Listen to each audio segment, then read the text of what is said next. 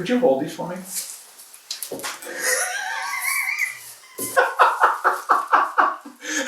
You just did it!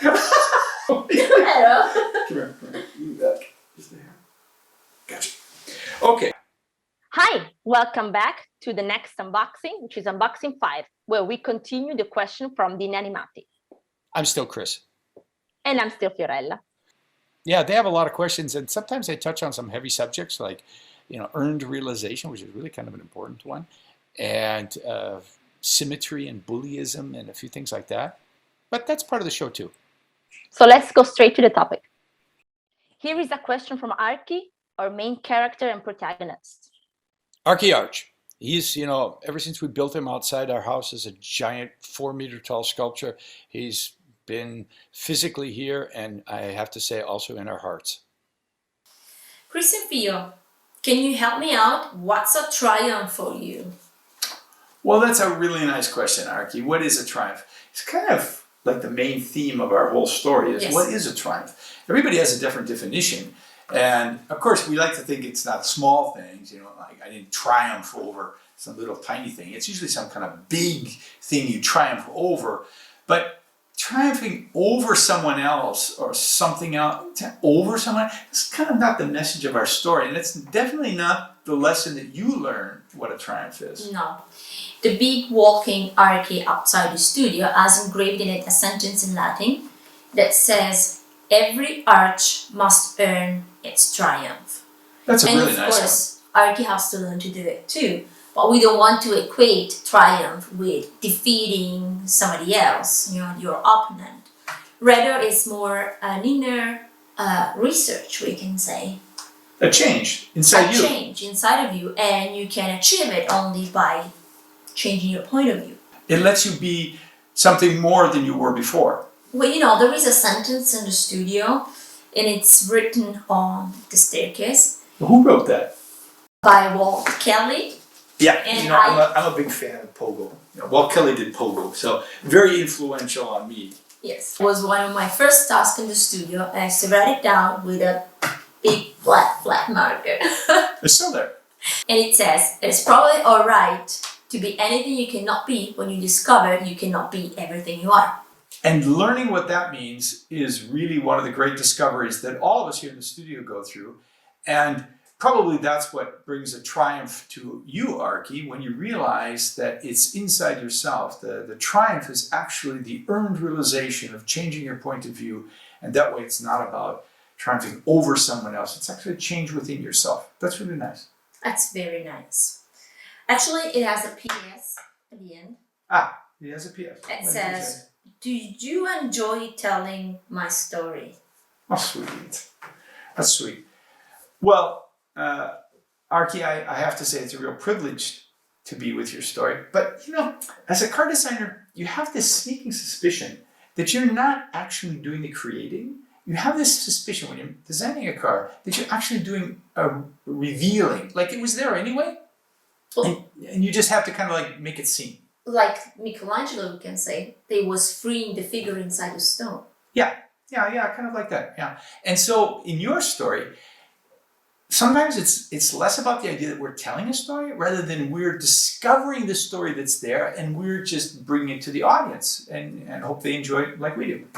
It also matches a bit with the fabula rerum, when the animati, inanimatti, and spiriti came to be. They're created at the same time and they just wait to be revealed in their own realities. Well, that's nice. So we're having fun. Yes, Arky, I think I can say for all of us that Yes. Fio and I and the team, we really enjoyed telling your story, and we hope the audience does too. 33. Yes. Speaking of the Athenaeum, Who's speaking of the Athenaeum? I guess we were. Well, it's in the script. I just Oh, that Athenaeum. Oh, yes. says, And the speaking of Athenaeum. the Athenaeum, Mhm. I brought a book back for you. A book. I have a book. Yes, it's for you especially. Oh, wow. Who's the book from? Well, you will see it's from Bisturi, and I also have a letter here. He's a chief redactor. His job is to edit. Okay. This is going to make for light reading. Chris, what book was that? The one you gave me. It was the only one that was the right size. Sorry. Blame it on Bisturi. He even signed it, I see. Okay, let me see what he has to say here. It says, "Dear Chris, your charming colleague was kind enough to carry, to convey, to deliver, to pass on, to reposition, to whisk, to propel, to fork over." Well, It's the same thing. It goes on for like a page. Oh, that's where I cut the verbosity virus, Chris. But you were down in the Athenaeum. That'll give it to anybody. Wait, does the audience know what that is? I don't think so. It's a vocabulary virus that infects you and makes you embellish the sentence with lots of synonym and unnecessary words.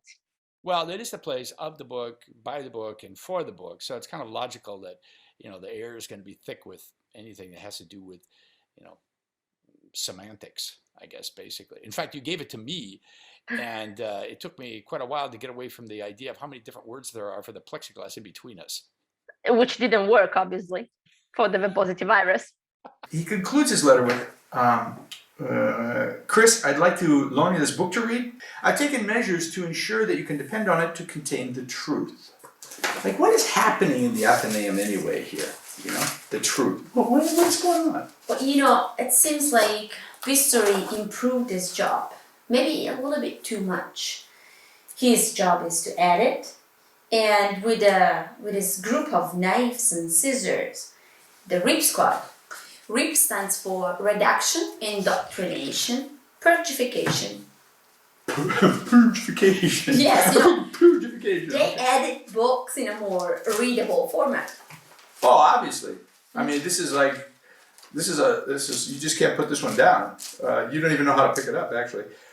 Why are they doing this? Well, because they take out what they think it's unnecessary and excessive. Like, what do they know is excessive? I mean, this is like, they think, what, the truth is excessive? What? Yeah, the truth of what they think it doesn't matter.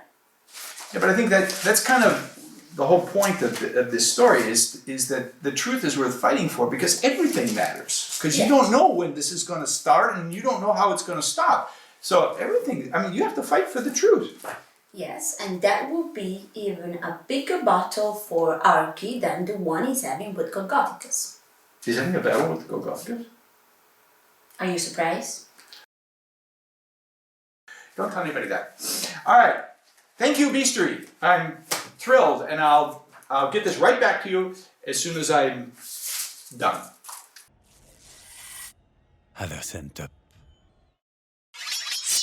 So let's go on with the next question. The next one we did was from Eify. Eify is really one of my favorite characters from the beginning. I feel like she's really hard to draw. She's hard to draw. She's hard to explain as a character because she's a dancer, but at the same time, she's a climber. So two different aspects in the same personality. Also, a little bit more on the intellectual bent, so a lot of things fall her way. But at the same time, she's got a lot of insecurities and doubts. As many girls of her age. Yeah, exactly. Let's see what she has to ask us. She writes, "I really can't stand the prejudiced bigotry of all these awful symmetrists. Symmetrists are those Inanimatti who believe that being symmetrical somehow makes you superior. Are you symmetrical? I'm only asking because I can't tell from all those Inanimatti clothes that hang on you." Signed, Eify. Well, Eify, believe it or not, those clothes are necessary for us because they keep our body warm and they hide the parts that we don't want to show. We might look really similar with these clothes on for you, but actually we aren't. Aren't you glad? When it comes to symmetry, Eify, though, you have a very particular type you might consider, which is this 120-degree radial symmetry. When seen from above, you actually have something. It's not a mirror symmetry, but it's a different way that you're put together from other Inanimatti. And maybe that's kind of the whole secret. It's the differences that make you special and the differences that are your strengths. Inanimatti, they face also difficult situations just like we do in our world.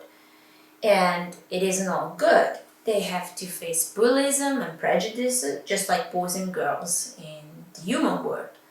Maybe if we learn something from the Inanimatti, we might learn something for our world too, how they approach it.